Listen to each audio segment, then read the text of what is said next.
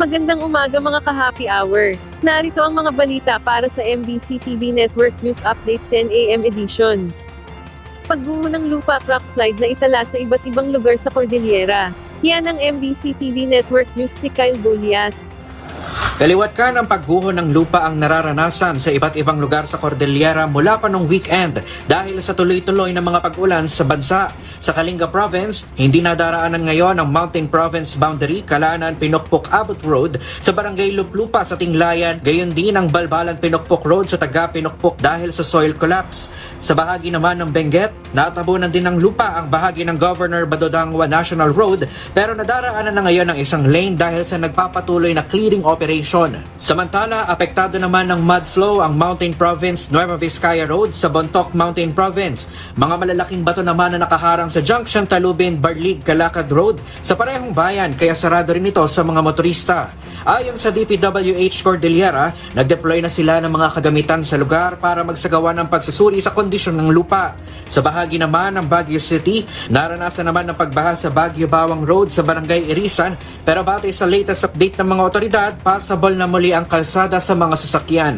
Sa report naman ng NDRRMC, umabot na sa higit 9,000 katao ang kinailangang lumikas dahil sa pinagsamang epekto ng bagyong Maymay at hanging habagat kung saan higit 6,000 rito ang nasa mga evacuation center. Pumalo na rin sa higit 80,000 ang bilang ng mga apektadong individual mula sa Ilocos Region, Cagayan Valley, Central Luzon, Bicol Region, Zamboanga Peninsula, Bangsamoro at Cordillera. Samantala, 15 kalsada naman at mga tulay sa buong bansa ang hindi pa rin madaanan dahil sa mga pagbaha at landslide. Para sa MBC TV Network News, ito si Kyle Bulias ng DZRH. Una sa Pilipinas, una sa Pilipino.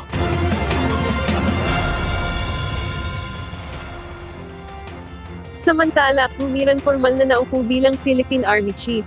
Formal na naupo bilang Philippine Army Chief si Lieutenant General Donald Gumiran. Siya ang pang-68 na Philippine Army Chief kung saan pinalitan niya si General Antonio Navarrete na itinalaga naman noong nakaraang buwan bilang Armed Forces of the Philippines Chief.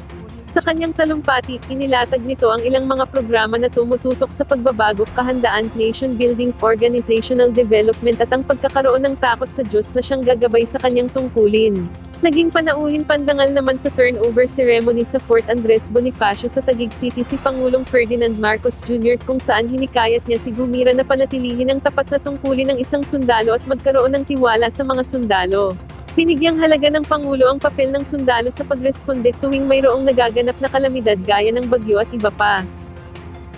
At yan ang mga balita para sa MBC TV Network News Update 10 AM edition. Magbabalik ang ating balitaan mamaya para sa 4 PM edition.